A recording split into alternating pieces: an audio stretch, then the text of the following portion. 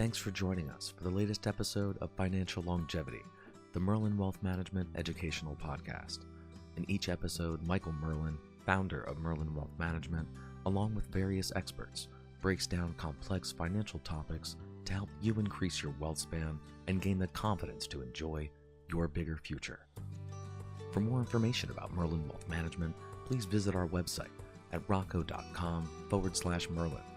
You can also find Michael's book, Financial Longevity, on Amazon, Audible, or wherever books are sold. And with that, here's founder of Merlin Wealth Management, Michael Merlin.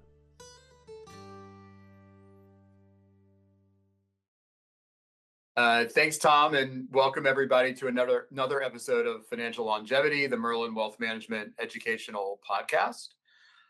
Today, we are going to go back in time a little bit and also go and fast forward a little bit as well. We're going to talk past and future. I know a lot of you on this listening to this podcast were around for the late 90s and early 2000s. I remember back to the Y2K scare when we all thought that banks and everything technology related were going to shut down when the clock turned to 1/1/2000, that the 00 was going to throw everything off and the world was going to go dark. I remember back then that the internet, while a new technology, was not having the profound impact on our lives and on our businesses that it's having today. Google was just kind of a new thing. I think Google started in 98. So like in 99, 2000, it was people were just learning about Google. Now, the best compliment you can get if you're a business is if your business's name is a verb. And obviously Googling things is something we've all been doing for decades.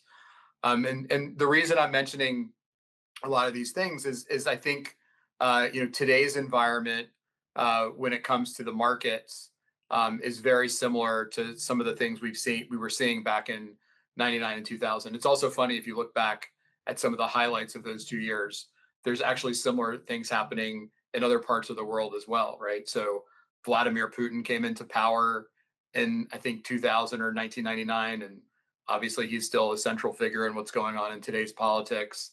And so, as I always say, one of the things we're blessed by, not only in the sense that we get to advise some incredible families and clients, but we have the benefit of some gray hair. We have the benefit of experience, and one of the most valuable tools we have is being able to compare current situations or situations that are presented to us to things we've seen in the past. And I think today, in doing a kind of a third quarter market update and looking forward into what 2026 may bring us, that it's going to be important for us to look back at the 99-2000 period because of some of the similarities we noticed between the rise of AI and the impact that AI is expected to have on our lives and on our businesses, and sort of how similar that was to what happened during the dot-com bubble in 99 and 2000. So we'll spend some time talking about those comparisons from a valuation perspective, from a market breadth perspective, from a fundamental perspective. But before we go there, I want to bring in David North, who is the head of MWM Asset Management, who all of you know very well because he's been on podcasts many times. David, welcome. Thank you. And I'm going to start. David's going to start by talking to us a little bit about today's market and why we're sort of making some of these comparisons with 99 and 2000. As I mentioned, a lot of it has to do with the valuation and the breadth of the market today versus looking back at that period. And so I'm going to let David kind of talk a little bit about some trends we see that are piquing our interest right now. Yeah. Thanks, Michael. So a couple big ones here that have grabbed the market by storm the last couple of years.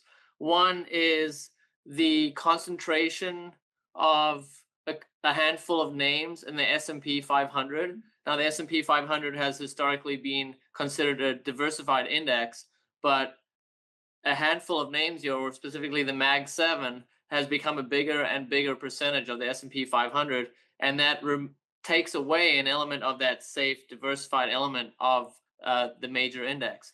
So as an example, Mag 7 exposure in 2015 as a percentage of the S&P 500 was 12%, and today that Mag 7 is at 34%. So from 12 to 34%, it's a drastic move. And obviously, I'm sure everyone knows the Mag 7 we're talking about here: Apple, Amazon, Microsoft, Alphabet, Meta, Nvidia, and Tesla. And and that percentage, when you have such a big percentage of the S&P 500 in a handful of names, it increases the risk significantly. So I'll give you some examples here. In January 2023, that percentage of the S&P 500 for Mag 7 was sub 20%, so 19%. Again, also a lot lower than where it is right now, 34%. And earlier this year, it went from 33% to 27%. So when you have that percentage drop off, what that tells you is these big companies are going down faster than the rest of the market. And I'll also use an example here, if we can take a look at this image on the screen here. So this shows going back to what Michael, what you were saying about the TMT or 99-2000 tech bubble. So there was similar concentration risk here, and the telecommunications and media and technology, the TMT share as a percentage of the S&P was around 45%. And as that tech bubble burst, it went all the way down to 20%. And again, this just means that those types of stocks were declining significantly faster. And as you can see in this image now, again, the TMT sector is around 45% or close to it as a percentage of the S&P. So we're again reaching the very high and concentrated levels that we saw around the peak of the tech bubble. And then I can also talk about market breadth. I don't know if you wanted to add something on there, Michael, if you wanted me to jump into market breadth as well. No, keep going. Okay. So another thing too is just the market breadth is really bad right now. And what we mean by that is this handful of stocks or the Mag 7 are really driving a significant percentage of the overall index returns. And if you had very little exposure to the Mag 7 names or more recently to AI, it's been very hard to keep up with the market. And so as an example with market breadth now, the S&P 500 and the major indexes are hitting all-time highs, while only 5% of stocks are hitting all-time highs. So really concentrated in a handful of names, and those happen to be the biggest companies. And then diving down a little deeper, so the S&P 500 return since April 2025, so following Liberation Day, for the S&P 500's around 30%. For the Mag 7 names, around 50%. So basically double, close to double. And then the S&P 493, if you exclude the Mag 7, it's a little bit below 20%. So just huge differences in performance there. Over the last 2 years, so September 30th, 2023 to September 30th, 2025, the S&P was up 60%, but excluding AI, the S&P was up 36%. So again, about half. And the second part of this, so the first was Mag 7, and the second one is, as everyone's aware, this huge trade into AI and how AI has both accelerated from a fundamental standpoint, but also obviously the AI type stocks have just really performed well. And then AI is a percentage of the S&P, like we were talking about concentration. So AI exposed companies, their market cap as a percent of the overall U.S. market cap is around 25% of the market cap of the S&P 500, but only around 8% of S&P 500 revenues come from AI products. So 25% of the overall market's linked to AI in terms of market cap, but only around 8% of AI products. So obviously, what that tells us is very high expectations and very optimistic future hopes for AI, right? And then we took it one level lower as well to look at valuation. So the S&P 500 earnings multiple for this year is 25 times. Although the S&P 500 AI earnings multiple is over 118 times. So pretty drastic numbers there. And that is a mix between companies that actually generate earnings and free cash flow but are highly valued, and some companies that are just not earning, putting up positive earnings or free cash flow. But then if you exclude AI earnings, the S&P 500 excluding AI is 19 and a half times. So still expensive, but quite a bit lower than the 25 times market multiple. Absolutely. And that dovetails almost eerily with sort of where valuations were and where concentration was back in the 99-2000 period. So the S&P topped out at about a 25 multiple back in 99, in the 99 peak. And so, we're basically at that level. And to your point, the massive gap of the PEs of the top names. So I think back then Cisco had the largest market had the largest market PE, or the largest PE at 100 times. Microsoft's was like 73 times. But the average stock was sort of in the high teens. So kind of similar to what you're talking about today, with the AI names having those lofty valuations, but that the rest of the market is really kind of at a high teens valuation number, which again, we could have a conversation about, does the rest of the market deserve, a 19 multiple at this point, based on where we are economically, et cetera, et cetera. But I mean, that's a more rational conversation than talking about why a company's justified at an 85 multiple or a 73 multiple. So what I think we've seen today, that again, to your point, David, is very similar to what we saw back in 99 and 2000. All the valuation metrics that you would possibly look at, are saying that the market's overvalued. But these names that kind of encapsulate what everybody's seeing as a paradigm shifting opportunity. Back then it was the internet and how it was going to change our lives, productivity, et cetera. Today it's AI. But those valuations are just in another stratosphere, right? So the one thing that I think is different, and I know we talked about this, but the one thing I think is different is, back in 99, 2000, a lot of the companies that were popular, a lot of the stocks that were popular, were small companies that were in some cases certainly pre-profit, were certainly losing money. Some cases didn't really have that much revenue.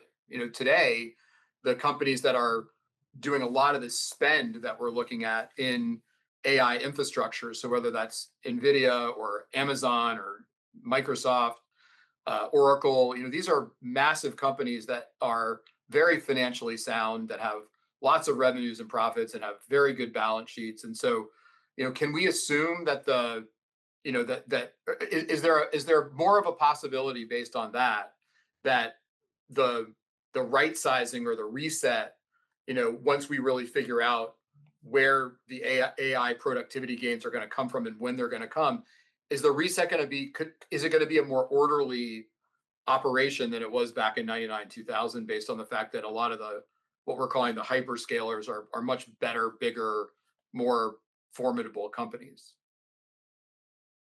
Yeah, and that's a great question.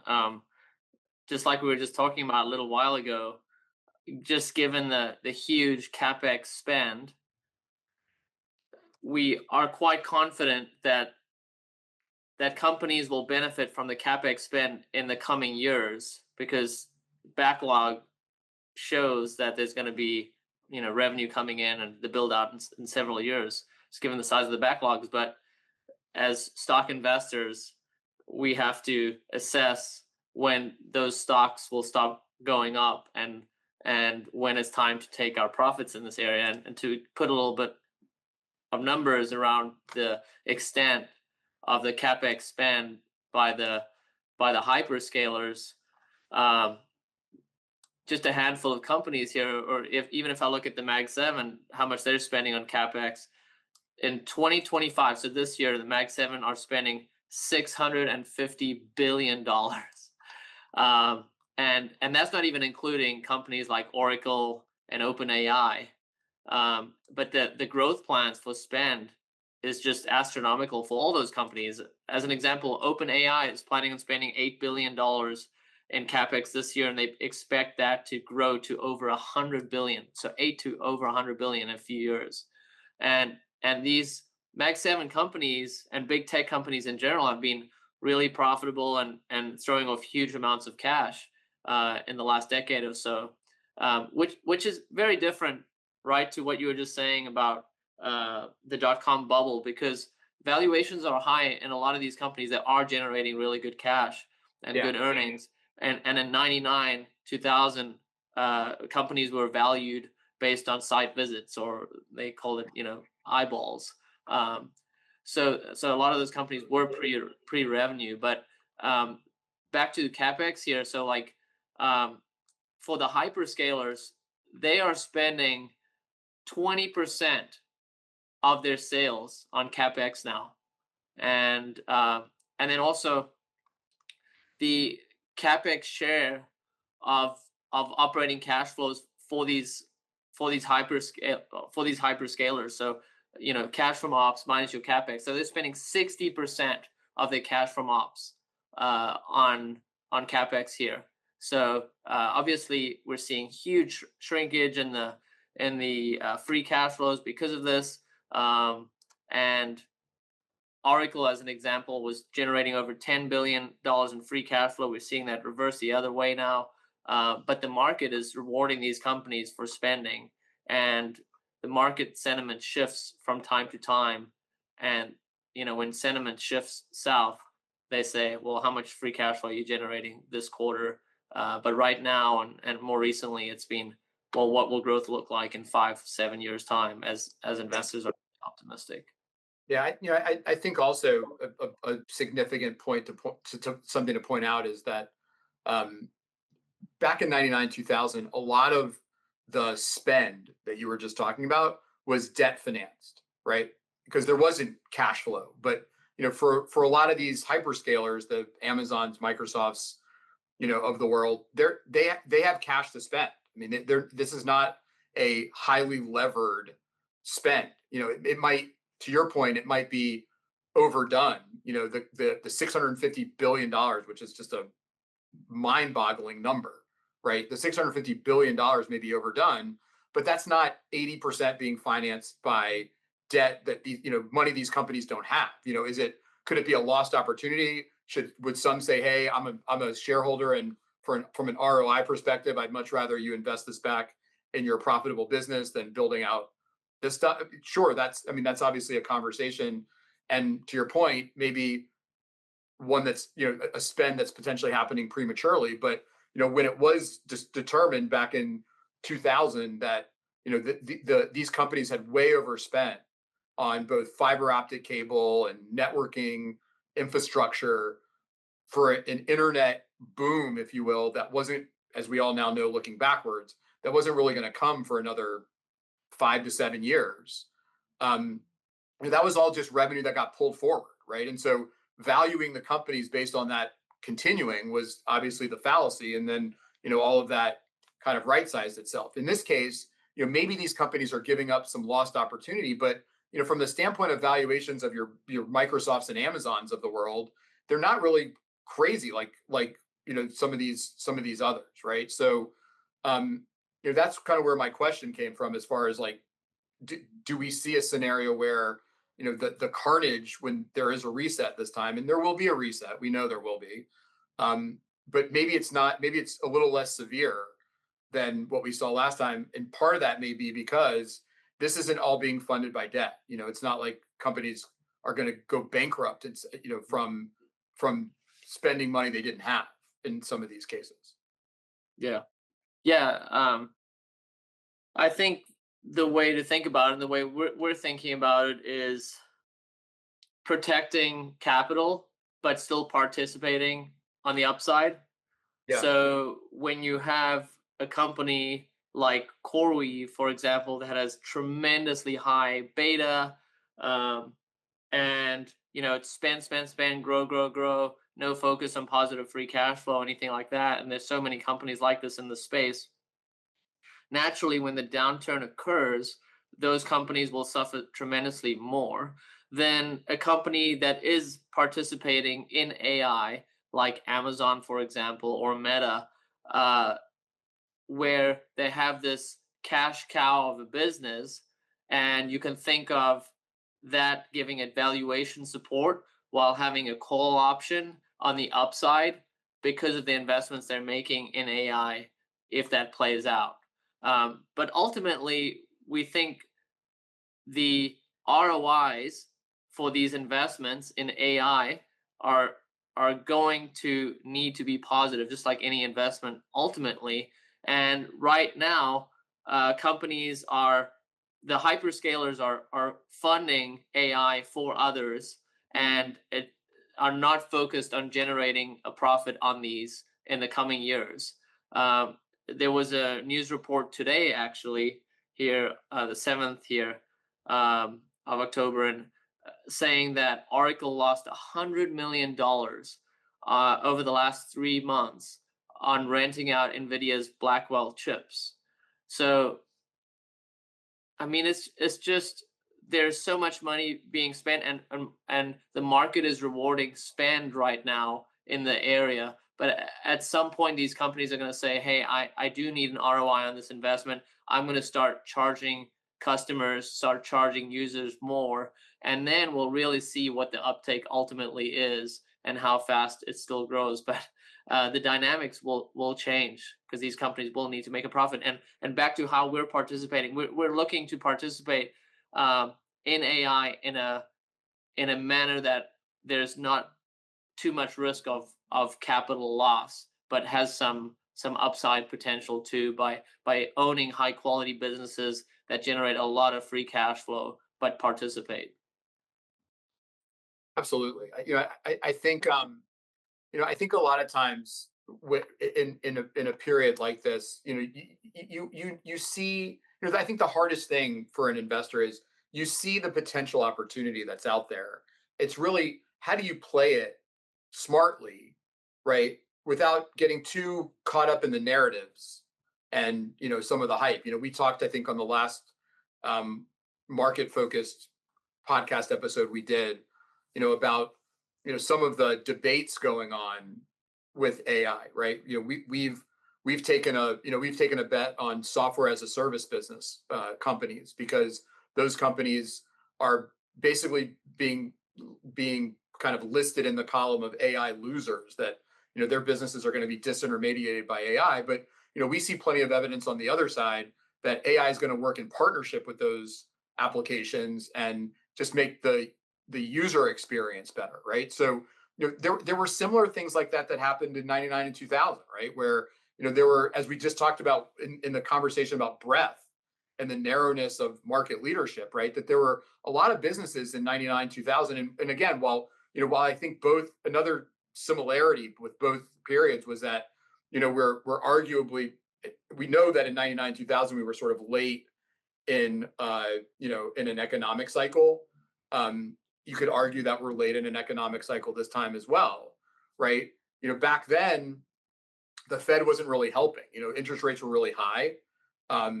Today it seems like the Fed's trying to back off, but you made the point in one of our meetings a couple of days ago that there's nothing that says the Fed is going to continue to ease, and if inflation starts to rear up more because whether it's tariff impacts or, to your point, these hyperscalers have spent $650 billion on infrastructure, and at some point they're going to want to try to monetize that investment, right? They're going to stop losing $100 million on renting stuff, and they're going to start wanting to make money and make a return on renting stuff or selling space in their new fancy data centers or whatever the case may be. And so when prices start to go up for whether it's using AI or anything else, that could cause inflation and keep the Fed on its back foot. And so the monetary side of this may not be as positive as some people are thinking. And again, that helps fuel the fire, right? Like some of the euphoria that you saw or could see around these stocks continuing to go higher is, well, if the Fed's going to lower rates, that's obviously good for the market, and so they should continue to go up regardless. And I think one thing we haven't seen yet, right, that did happen in '99 and 2000, right, was what they called back then a melt up, which was that there was just euphoric buying, that people just mailed it in, that everybody just threw caution to the wind and kind of convinced themselves that it didn't matter what company PEs were or anything like that. They continued to ignore those boring businesses that had attractive valuations, and at that point, that was when kind of reality left, and then that's when we knew that we were getting kind of near a top, or kind of looking backwards, that's when you knew you were getting near a top. We haven't really seen that level of euphoria yet in the investor community. It seems like it's kind of starting to happen, but we really haven't seen it. And again, something that we've tried to do is to focus on the companies that are participating in the AI investment that are that are still relatively reasonably valued, but also quite diversified in their businesses, like the Microsofts and Googles and Amazons of the world. And a lot of people are saying that Google could be, from a front-facing perspective, the ultimate winner, in the AI, the agentic AI, or in the AI space. And so, not a name we talk about a lot, not a name that's in the newspaper a lot, but that could ultimately be the winner, because if AI is only as good as the data that it's pulling from, I mean, nobody has more data than Google. So the idea of who's going to win or lose is still very much out there. But I think another thing that we're trying to do, to your point, David, is to key on some of these companies that are not trading at these wild valuations, that are historically very good cash flow generating businesses, but for right now are just being forgotten. Mm-hmm. Yeah, no, absolutely. So a couple things. One, interestingly enough, the interest rate was around 5% in '98, and lowered slightly into the high fours in '99. And then the FOMC had to increase interest rates a little bit in early 2000. So already multiples in the market were extremely high. And then it was, as interest rates ticked higher a little bit, going a little bit above 5, it caused the market to implode. And here we are also around that 5% level a little while ago. It's drifted lower now as interest rates have come lower, but inflation has now picked up again, going from the mid twos to the high twos, kind of 2.9%. And a third of the FOMC committee has penciled in no more rate cuts this year. And if inflation does in fact pick up, and if the FOMC has to increase rates, then it would be a very similar dynamic as '99 to early 2000, where it started going lower around the same 5-ish% level for the federal funds rate, and then having to increase again. So it's actually eerily similar here as we talk about it. And then you were just talking about SaaS companies. So going back to what we were saying about choosing high quality companies that generate a lot of free cash flow. So the view as of the last year or so is any software application company is going to get eaten away by AI. ChatGPT is going to do everything for you. You don't need Adobe anymore. ChatGPT is going to run marketing campaigns, create images, videos, etc. But we watched the OpenAI's Dev Day yesterday, and it's pretty clear what they're trying to do is to create an ecosystem for developers where they would go into adjacent applications, whether it's Figma or Adobe or Spotify, and leverage those so that they empower developers to code within the system, but use the different software applications. So the message that we got from OpenAI's Dev Day yesterday was absolutely not OpenAI and ChatGPT and other AI will not destroy SaaS. But So our approach to this is the market sentiment is still really negative on SaaS. We're not going all in yet, but we're developing a basket. And once we see that trend going positive for those stocks, then we can act swiftly and participate in that upside because there'll be a lot of it. But we don't want to jump in front of a train if it keeps going lower. Absolutely. So, in the about 10 minutes or so that we have left, why don't we just kind of recap a little bit for folks, kind of where we feel, um, what would, from your perspective, David, what does the rest of this year look like?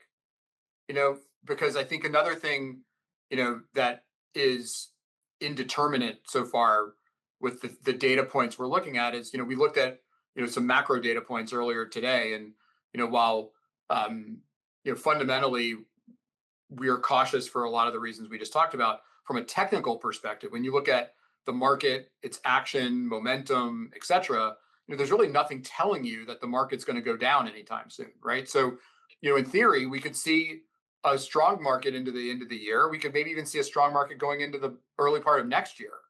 Talk a little bit about that and kind of what we see and kind of where our head is around, the idea of, I mean, again, our job, as you and I have talked about many times on this podcast, is, to provide risk adjusted returns, right? We don't have to try to gobble up every basis point of upside in the market when we think that the risks potentially outweigh the rewards. But at the same time, what makes our job really hard is knowing when the time is to start kind of cutting back on risk. So talk us through the next, 6 months, sort of in your opinion. Okay. Yeah. So, like you were just saying, that the technicals in the market are probably the biggest bullish sign for an investor to stay invested. The market's above the 200-day moving average. It's up, a good percentage from the last low. The 50-day moving average is above the 100-day moving average. The one negative from a technical perspective is that the breadth is really bad. So a lot of companies are not doing well, while a handful are carrying the market. And the market is expensive, though. So how do you put all that together? The market being expensive does not mean that it's going to sell off, right? Like you talked about, there could be a melt up where the market becomes even more exuberant over a short period of time. Stan Druckenmiller has said before, valuation does not drive the direction of a stock or market, but it amplifies the move, right? So if the market is super expensive and it starts going down, there's just a lot more room for it to go down. So as we focus on risk-adjusted returns, we try to assess where the market is, because that's easier to do than to understand where the market's going. But when you understand the risk dynamic in the market where we are right now, what sectors are the most expensive, what sectors have the most upside, etc.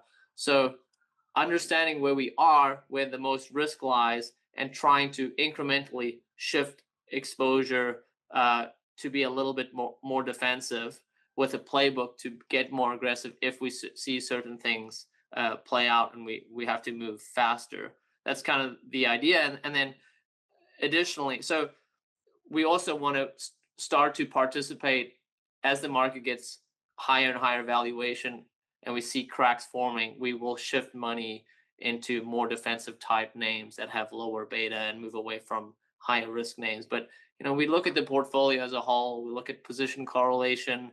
How do certain stocks move with others in the portfolio? And that mixed with our cash levels, we try to have ultimately have a portfolio that makes a little bit of money over time and compounds really well, as opposed to having vicious swings up and down. Absolutely. So to wrap things up a little bit, I think what we've talked about today, the hallmarks I think that we look at for stock market. I don't want to call it a bubble because I'm not sure that's what we're in, but when we look at extended valuations, or when we look at markets like the current AI dominated market, the things that stick out to us are rich valuations, euphoric narratives, the narrow breath, like you mentioned, and all of that in our experience kind of rhymes with what happened in 99 and 2000, right? The PE of the on the S&P hasn't been as high as it was in 99 and 2000 until now. But also like then, excluding these large AI companies we talked about, the rest of the market is noticeably cheaper. So, those are some similarities, and I think because it's not exactly the same, right? We've talked about things that are quite different, the strong corporate earnings and, kind of the structural importance of some of the companies that are doing some of this AI investing, like the Microsofts, Googles, Amazons of the world, that could support a more, more durable cycle, less of a frothy blow off than we had maybe in 99 and 2000. But, the jury's really kind of still out on what that's going to look like. I think, again, much like in 99, the thesis driving all of this, right, is a transformative technology. And I don't think anybody's arguing that that AI, no different than the internet revolution, will both transform. We know the internet did, and we think AI very confidently will be transformative. But it seems that there are times when these things are taking hold that prices just sort of price in perfection. That's a commonly used term in our industry, right? When a stock is pricing in perfection, it means that the company has to perform really just flawlessly in order to justify the price. Right now, a whole industry has to perform, nearly flawlessly.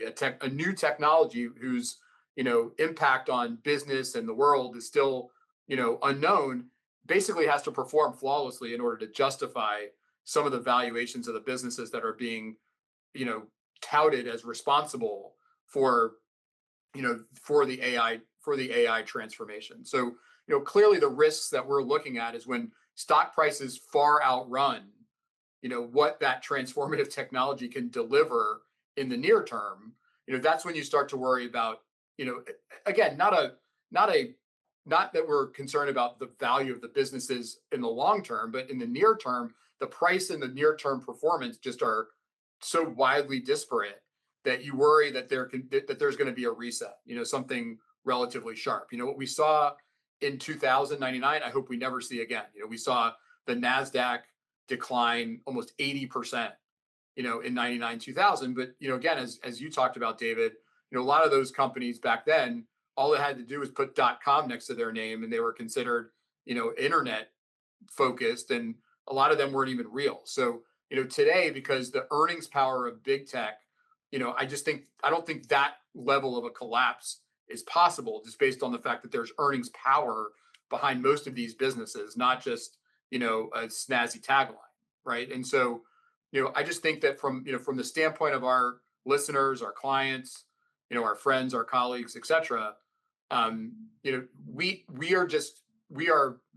we are relatively confident that gravity will eventually reassert itself in this period as well. We're just hopeful that it's going to be more gentle than what we saw 25 years ago.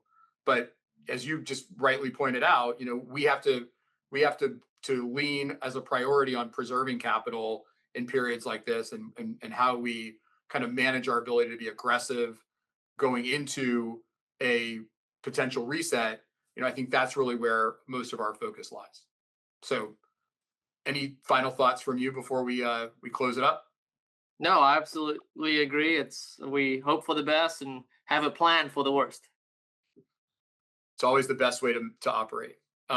Well, thanks again, David, for a great conversation. I know this is a topic that's meaningful and on the minds of a lot of people right now. I don't want to diminish how excited we are, both as individuals and as a company, about the benefits that AI will bring, not just to the businesses we invest in, but also to our business too. And we're seeing some of those benefits today. But just like we're talking about, it's very much in its infancy. Right now, to some extent, AI is is more of a novelty than it is really a profit making enterprise. And so we're eager on a personal level and also on a professional level to watch how the technology transforms, how it becomes more able to reason and do things that can help increase efficiency, increase productivity, increase profitability. But until then, as David said, we'll be hopeful for the best, and we'll be prepared for other scenarios. And until next time, we hope you all will stay focused on your own financial longevity, and we'll look forward to seeing you on our next episode. Thanks so much. Thanks for listening to this episode of Financial Longevity, the Merlin Wealth Management Educational Podcast. To learn more about Merlin Wealth Management, visit our website at rocco.com/Merlin. This material was prepared by Rockefeller Capital Management. The views expressed of the host and guests in this episode are as of a particular point in time and are subject to change without notice. The views expressed by the speakers are solely their own and may differ from or conflict with those of other divisions in Rockefeller Capital Management. This information was provided for illustrative and educational purposes only. From time to time, we may mention specific securities or investment strategies where we have an active position on behalf of ourselves and/or our clients. Any mentions of a specific security or company is purely casual and should not be construed as an investment recommendation, investment advice, an offer of Rockefeller investment advisory or brokerage services, or a projection or illustration of the performance of any particular investment or strategy offered by Rockefeller. Investing involves risk, including the potential loss of principal. Before making any investment decisions, listeners should conduct their own research and consult with a qualified financial advisor to ensure that any investment is appropriate for their individual circumstances. Forward-looking statements, including those presented herein, are inherently uncertain, as future events may differ materially from those reflected, and past performance is not a guarantee of future performance.